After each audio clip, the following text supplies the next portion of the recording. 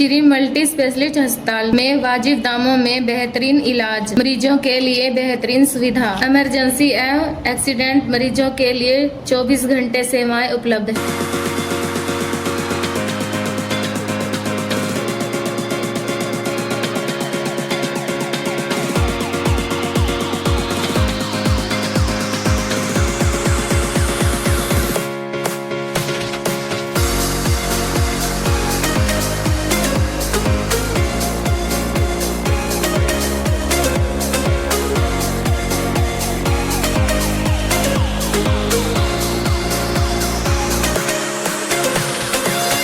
मेरा नाम doctor Pankaj rubbish है। मैं श्री मल्टी स्पेशलिटी हॉस्पिटल का ओनर हूँ। अपना ये हॉस्पिटल करनाल बाईपास के एक ड्रेन रोड के ऊपर पड़ता है। एक मल्टी स्पेशलिटी हॉस्पिटल है। किस किस तरह के सर यहाँ आरोग्य की जांच की जाती है? सर हमारे पास मेडिसिन से रिगार्डिंग सभी पेशेंट्स का इलाज होता है। तो हम लोगों के पास मोस्टली पेशेंट्स आते हैं, कार्डियक पेशेंट्स आते हैं, हार्ट अटैक वगैरह, चेस्ट पेन वगैरह, घबराहट वगैरह और वायरल फीवर के जितने भी केसेस होते हैं, डेंगू है, मलेरिया है, बाकी टाइफाइड वगैरह है, डायरिया वगैरह, सभी तरीके के पेशेंट्स का हम लोगों के पास एक अच्छा ट्रीटमेंट उपलब्ध रहता है। 24 आवर सुविधाएं उपलब्ध रहती हैं और उसके साथ ही हमारे रहते हैं। दूसरा, हम लोगों के पास एक स्पेशल आईसीयू यूनिट बनी हुई है जो स्पेशली पॉइजनिंग पेशेंट होते हैं या एक सीरियस क्रिटिकल केयर के पेशेंट होते हैं, उनके लिए एक वेंटिलेटर की सुविधाएं भी हम लोगों के पास अवेलेबल रहती हैं। इसके अलावा जो पॉइजनिंग और जो डेंगू वगैरह के पेशेंट जो क्रिटिकल होते हैं, उनके लिए एक स्पेशल वार्ड वगैरह हम लोगों ने एक बनाया हुआ है। इसके अलावा क्या क्या सुविधा है आपके पास?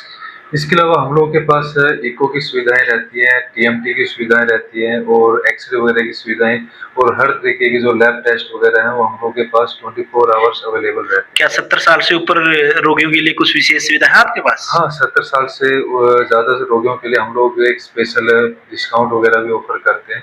बाकी साथ में उनके लिए जो स्पेशल कार्डियक यूनिट वगैरह होती हैं, इको वगैरह, टीएमटी वगैरह होते हैं और ईसीजी वगैरह सभी तरीके की सुविधाएं, ताकि पेशेंट का पहले से एग्जामिनेशन होकर और प्रॉपर एक ट्रीटमेंट हो सके, उपलब्ध है यहाँ पर। बारिश के मौसम में किस तरह के पेशेंट आजकल ज्यादा हो रहे हैं सर? बारिश के मौसम में आजकल डेंगू, मलेरिया और वायरल फीवर हो जाते हैं और डायरिया के पेशेंट्स काफ़ी होते हैं। इनके ज़्यादातर लक्षण तेज़ बुखार वगैरह, शरीर में पेन वगैरह, हेडेक वगैरह काफ़ी रहते हैं। उल्टियाँ या दस्त वगैरह के पेशेंट्स भी काफ़ी आते हैं। हॉस्पिटल में सर अलग से क्या क्या सुविधाएं रोगियों के लिए? हम लोगों के पास एक प्रॉपर जनरल वार्ड रहता है पेशेंट्स के लिए। उसके अंदर भी कम्प्लीटली एसी वगैरह है और एक प्रॉपर स्टाफ जो 24 आवर उनके लिए काम करता है। प्राइवेट वार्ड्स की सुविधाएं हैं और एक क्रिटिकल केयर आईसीयू की भी सुविधाएं हम लोगों के पास।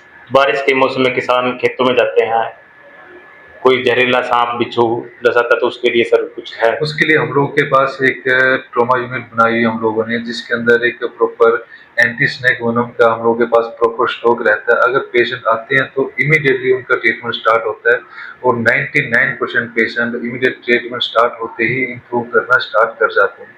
मैक्सिमम पेशेंट का टाइमिंग रहता है, अगर पेशेंट जितना जल्दी हो सके उतना जल्दी अगर आता है तो पेशेंट के ठीक होने की गुंजाइश उतनी ही ज़्यादा हो जाती है। कितने टाइम तक सर बचने के चांस होते हैं इस केस में? सर इसमें कोशिश होती है कि पेशेंट जितना जल्दी आ पाए। यूजुअली हम लोग ये सोचते हैं कि अगर कॉमन क्रेथ वगैरह या कोबरा वगैरह करता है तो विदिन 2 आवर के अंदर पेशेंट को आ जाना जितना जल्दी उसको फायदा रहता है, क्योंकि एंटी स्नेक वेनम जितनी जल्दी हम स्टार्ट करें उतनी ही जहर की काट वो कम होनी स्टार्ट हो जाती है, उतना ही जल्दी पेशेंट इंप्रूव करना शुरू कर देता है। लास्ट एक पेशेंट था आपके पास, जहर खाया तो वो बहुत अच्छी तरीके से बहुत जल्दी कवर हुआ, उसके बारे में कुछ बता सकते हो सर आप? हाँ, हम लोगों के पास काफ़ी सारे पॉइजनिंग के पेशेंट्स आते हैं। रिसेंटली पेशेंट्स आया था, काफ़ी क्रिटिकल थी, तो वेंटिलेटर पे भी उसकी ज़रूरत पड़ी है, 3 से 4 दिन वेंटिलेटर पे रही है। उसके बाद धीरे-धीरे जो हम लोगों ने जो पॉइजनिंग के लिए जो मेडिसिन्स वगैरह स्टार्ट की थी, जो एंटीडोट्स वगैरह स्टार्ट किए थे, पेशेंट्स रिकवरी धीरे-धीरे करनी स्टार्ट की और फाइनली 5 से 6 दिन के बाद पेशेंट नॉर्मली डिस्चार्ज भी हुए।